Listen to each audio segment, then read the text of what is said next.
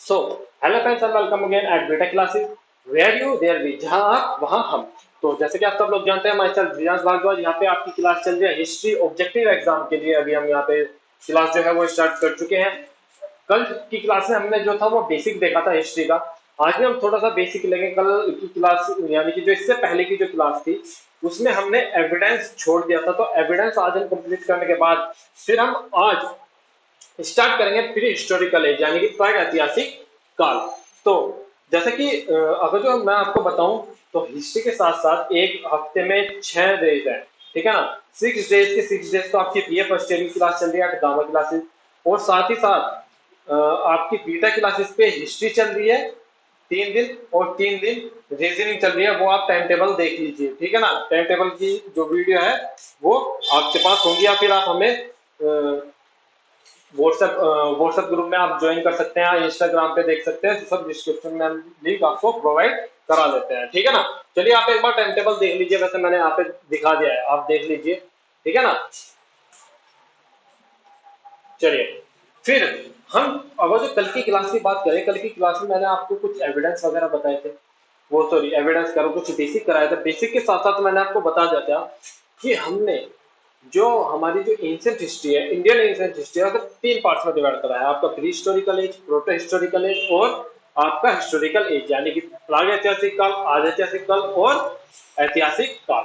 तो उसी के अगर हम एविडेंस पे पूछे तो हमें एविडेंस यानी कि साक्ष्य, यानी कि इतिहास जानने के जो साक्ष्य है, मान लो हमें अकबर के बारे में पता करना है, तो अकबर के बारे में हम किस तरीके से पता कर सकते हैं, उसके बारे में क्या साक्ष्य हैं कि भाई कौन सी किताब हुई, भाई ये महल बना था तो इस महल के ऊपर उसका बनाया हुआ कुछ लिखा था, या किसी ने उसके बारे में कुछ लिख दिया, उसकी कानों की मिल गई, या हड़प्पा सिविलाइजेशन के बारे में जानना हो तो वहां के टूल्स मिल गए, या कपड़ा मिल गया, या ग्रेट बाटअप मिल गया, या डांसिंग गर्ल मिल गई, ठीक है ना, ब्रोंज डांसिंग गर्ल। तो इसी हिसाब से तो एविडेंस को हम 3 पार्ट्स में डिवाइड कर सकते हैं। फर्स्ट वन इज पुस्तक यानी कि बुक, सेकंड वन इज विदेशी विवरण यानी कि जो बाहर के जो यात्री थे, जो बाहर के जो टूरिस्ट थे, वो इंडिया में घूमने आए, उनके उनके लिखा हुआ कोई भी बुक या कुछ भी।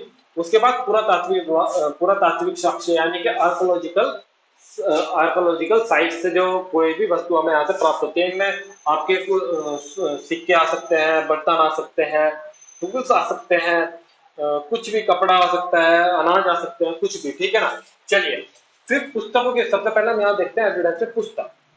देखो पुस्तक 2 तरीके की होती है, एक धार्मिक एक लोक। धार्मिक यानी कि आप सब लोग जानते हैं, जैसे कि धार्मिक में हमारी हिंदुओं की आपकी महाभारत हुई, पुराण हुई, वेदास हुई और वेदांग हुए, वे सब, ठीक है। और जैन ग्रंथ हुए, बौद्ध ग्रंथ हुए, वे सब आ जाएंगे धार्मिक में। लौकिक में क्या आएगा, लौकिक में जैसे कि कोई कहानी हो, जैसे कोई कहानी है, जैसे कि राजा विक्रमादित्य की कहानी, ठीक है ना, इस तरीके की कहानी। उसके बाद विदेशी विवरण मैंने बता दिया कि भाई कोई आया और उसने पुरातात्विक मैंने बता दिया, ठीक है ना। तो इसी तरीके से जो हमारा प्री हिस्टोरिकल एज है, प्राग ऐतिहासिक काल है, इसमें क्या होता है, इसमें हमें आर्कोलॉजिकल एविडेंस तो हमें यहाँ पे मिलते हैं। आर्कोलॉजिकल एविडेंस यानी कि भाई टूल्स मिल गए, हड्डियां मिल गई वगैरह, लेकिन यहाँ पे हमें रिटर्न एविडेंस प्राप्त नहीं होते, इसलिए इसका नाम रखा गया है प्री हिस्टोरिकल एज।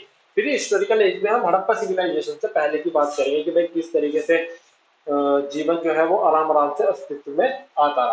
फिर प्रोटो हिस्टोरिकल की बात करें तो प्रोटो हिस्टोरिकल की अगर जब बात करें, प्रोटो हिस्टोरिकल में वो आर्किटेक्चरल एविडेंस भी मिलता है, यानी कि पुरातात्विक साक्ष्य भी मिलते हैं, और रिटर्न यानी कि लिखित साक्ष्य भी मिलते हैं। लेकिन अंतर क्या है कि ये जो यहाँ की जो लिखित साक्ष्य है ना, हम इसे पढ़ने में असमर्थ हैं, यानी कि ये हमारे भी पढ़े नहीं गए, इनकी जो लिपि है वो हमारी समझ में यहाँ पे नहीं आती है, ठीक है ना। तो और इस प्रोटो हिस्टोरिकल एज में क्या आएगा, आपका हड़प्पा सिविलाइजेशन एकमात्र है जो यहाँ पे आएगा प्रोटो हिस्टोरिकल एज में, यानी कि आद ऐतिहासिक काल में।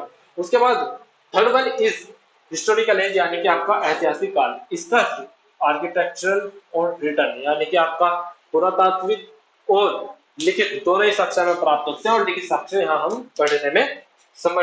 हम पढ़ने में इसे सामर्थ्य भी रखते हैं, ठीक है ना। फिर इसके बाद आज हम स्टार्ट करते हैं आपकी प्री हिस्टोरिकल एज। शुरू करने जा रहे हैं हम प्री हिस्टोरिकल एज। तो जब हम बात करें प्री हिस्टोरिकल एज यानी कि प्राक ऐतिहासिक काल, सबसे पहले हम इसके जन्म तिथि जान लें कि भाई इसकी जो जन्म तिथि है वो कहाँ से कहाँ तक होती है। देखो, अभी जो कुछ अगर जो एनसीईआरटी बुक्स के हिसाब से लेके चलें, एनसीईआरटी के बुक्स के मतलब वैसे लेके चलें, तो इसकी बैठेगी 5 लाख साल पहले से टू करीबन करीबन आपका ऐसे 10,000 BC तक, 10,000 BC या BCE। इसका मैंने कल आपको डिफरेंस बता दिया कि भाई BC यानी कि बिफोर क्रिस्ट और BCE यानी कि बिफोर कॉमन एरा, दोनों सेम ही चीज यहाँ पे मानी जाती है, यानी कि ईसा पूर्व। वहीं अगर हम कुछ ऑथेंटिक्स बुक की बात करेंगे, जो कुछ मेन बुक्स हैं यानी कि जो अच्छी खासी नॉलेज रखती है, उनमें ये 5 लाख की जगह 20 लाख है, 5 लाख की जगह 20 लाख है, ठीक है ना। और 20 लाख से लेके 10,000 तक की यहाँ पे सेम है, ठीक है ना।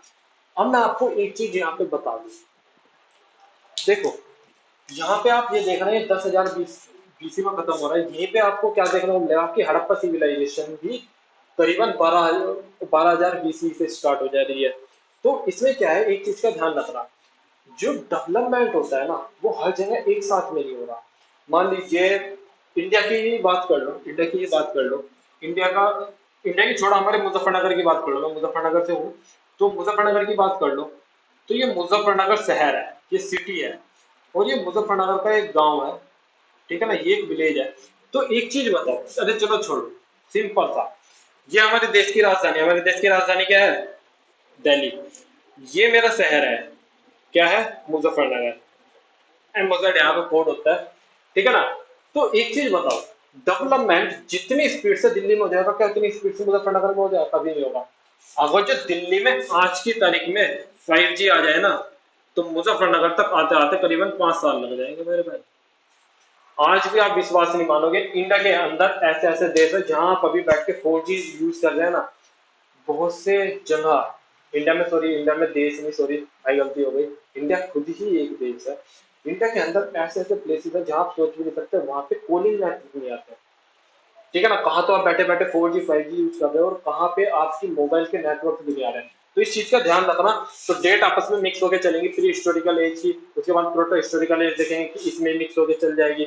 अभी देख रहा प्री हिस्टोरिकल एज के भी जो ये 5 जो अलग अलग जो डिवाइड करे हैं मैंने, उसमें भी देखना ये आपस में मिलजुल के चलेंगी, ठीक है ना।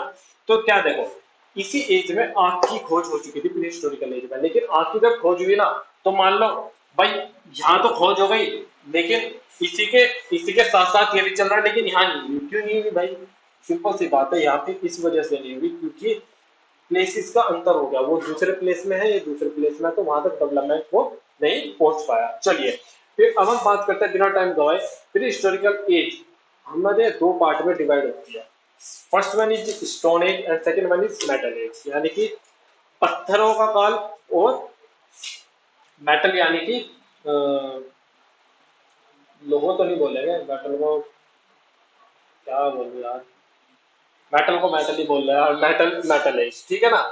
उसके बाद स्टोन एज आपका 3 पार्ट्स में डिवाइड हो जाता है। First one is palaeolithic period, second one is Mesolithic और मिडिल स्टोन एज, और third one is Neolithic period या फिर न्यू स्टोन एज, यानी कि पैलेलिथिक यानी कि पुरा पाषाण काल, सेकंड वन इज मेसोलिथिक यानी कि मिडिल स्टोन एज यानी कि मध्य पाषाण काल, और थर्ड वन इज नियोलिथिक यानी कि न्यू स्टोन एज यानी कि नव पाषाण काल।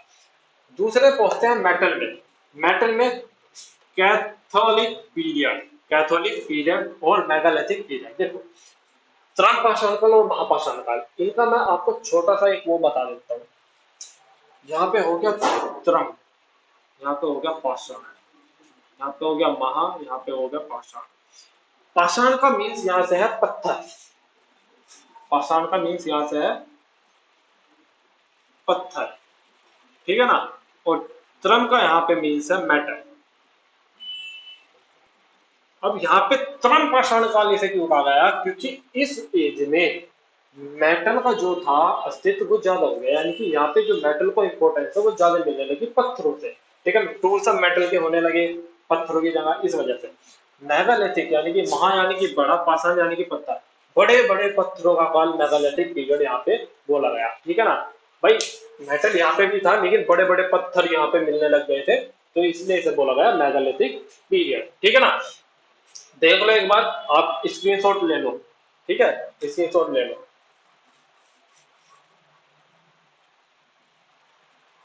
ले लो स्क्रीनशॉट।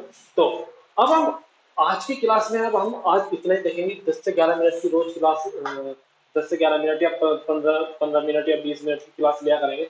अगली जो हम क्लास है, अगली क्लास में हम आपका जो पैलोलिथिक पीरियड है यानी कि पूरा पाषाण काल है, इसे कंप्लीट कर देंगे किसी भी हालत में, भले 15 मिनट की क्लास हो चाहे 10 मिनट की क्लास हो। ठीक है ना।